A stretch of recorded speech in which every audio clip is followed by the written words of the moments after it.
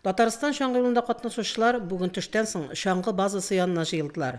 Укучылар, оешма предприятие коллективлары, хәтта өлкәннәребез дә килгән иде чарага.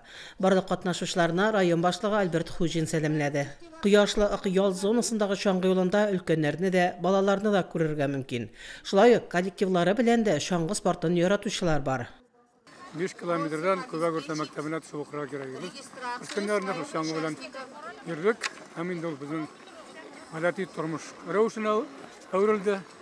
Һәм яңадан мин яшьлек вакытта да төшкәч тә, ярыгач та шаңны ташламадым. Менә бүген миңа 80-гә якынайм. Һәм анда мин мөмкинлекләр чыгып, көн матур булганда шаңга чыгып бер 5 километр урап кайтам. Bu şangı yarışları, şangıda yürü, ol bik rahat.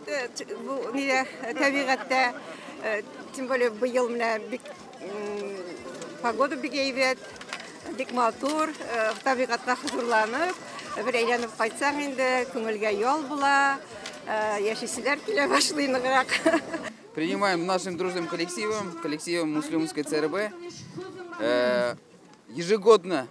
И практически вот на прошлой неделе тоже приняли участие в забеге и в этом мероприятии, поэтому нам эти мероприятия очень нравятся, мы активно в них участвуем и поддерживаем те программы, в ту же самую программу «Пятилетка здоровья», которая у нас реализуется в нашем муниципальном районе.